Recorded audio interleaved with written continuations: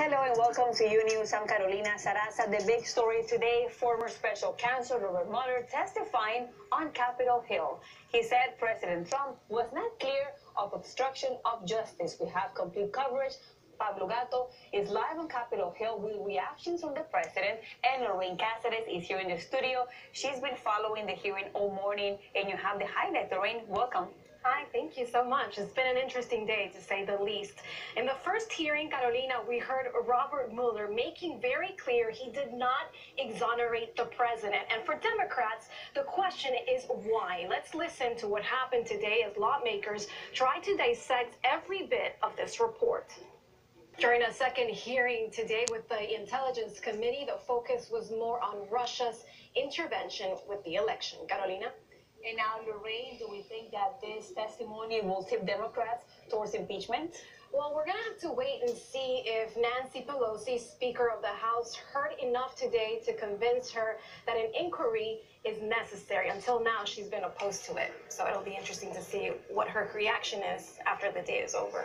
They do say it might have an impact on the 2020 election, so we're going to have to wait and see. Thank you, Lorraine, for that live report. And now, let's go to Pablo Gato. He's on Capitol Hill following the hearings. Pablo, what has been the reaction from the White House? Welcome.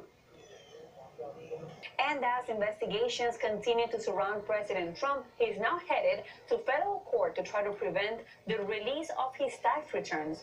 Fabiola Galindo has the details on a new lawsuit. And this is the third time the president has requested a court to block the publication of his tax returns. The battle could last even 4 months. And a controversial new proposal, huge victory for 9/11 first responders. The Senate passed a bill that will fund their health care, a battle led by comedian Jon Stewart.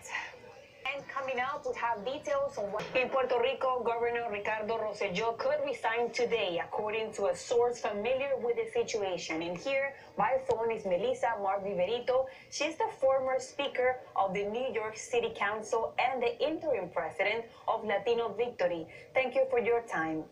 As somebody who was targeted in the chats, the governor called you an offensive term in one of those messages. What is your reaction to the situation Rosselló now finds himself in? A dramatic ICE arrest was caught on camera and even went live on social media. ICE agents detaining an undocumented father on Monday, but now many are questioning whether or not the force use was justifiable. And Linares has more. And in regards to the case in Kansas City, Milan Vasquez is being held by the Morgan County Sheriff's Department.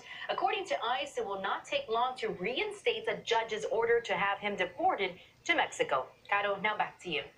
Thank you, Andrea, for that report. And now, controversy in Oakland, California. According to a new report, immigration officers used the airport for years to deport thousands of families. This could have violated the city's sanctuary policy. Luis Mejid explains why. And the family of a Honduran teenager who tried to kill herself after her father was detained at the border has paid their final respects to the young woman. She died shortly after being taken off life support last week.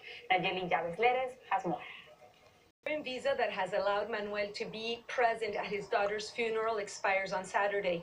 However, his attorney is trying to petition asylum for him, stating that his client's life is at risk if he is again deported to Honduras. In New York, Nayeli Chavez-Geller, Unews. Thank you, Nayeli, for that report. And now to Arizona, where the flames from the so-called museum fire are burning near Flagstaff. But a new threat is growing, the possibility of severe flooding. Michelle Jurado has more details. Meanwhile, in Idaho, another wildfire. This one, the so-called sheep fire, is forcing evacuations as Los Angeles is going through an affordable housing crisis. An average monthly rent is about $2,500, and renters have to earn triple the minimum wage to afford rent. Jaime Garcia takes a look at some creative new housing options being considered by local residents. And coming up, scary moment is underway in Canada for the killers of a young American woman and her boyfriend. The investigation taking a surprising turn. Police now believe two missing teens are in fact the suspects. Rafael Rodriguez has more. New York police investigators are trying to find out who sold city officers with buckets of water and then posting them has a new prime minister. We will take a closer look. Them has a new prime minister. Boris Johnson replaces Theresa May, who stepped down earlier today. As Miri Morongi explains, Johnson begins his new role facing a series of international and domestic issues that will require a special relationship with the U.S.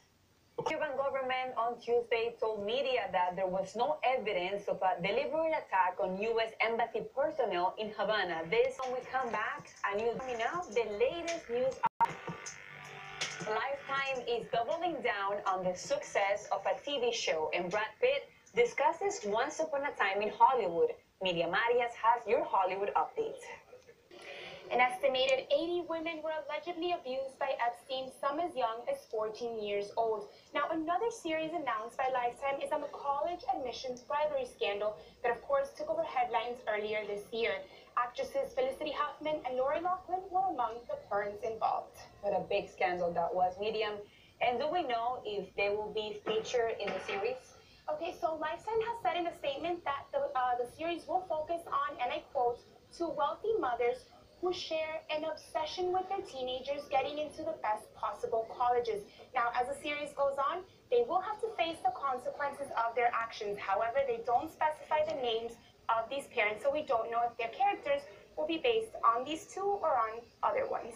We're going to have to see what happens, Medium. But now, there is another highly awaited movie that's almost out. It is a continuation of a classic. What can you tell us about that? Well, I'm very excited for it. We're about 3 months away from the premiere of the newest film in the Terminator series. It's called Dark Fate. Now, you'll see the return of actress Linda Hamilton, of course, as Sarah Connor, and Arnold Schwarzenegger as the Terminator. But there's also a new face. We're talking about Colombian actors. They're both Hispanic and they both speak Spanish. Now, also some of the scenes were filmed in Mexico, and important to know this. Yeah, it's very important. Talking about Spanish, happy birthday, feliz cumpleaños to Lorraine Cáceres. We love you.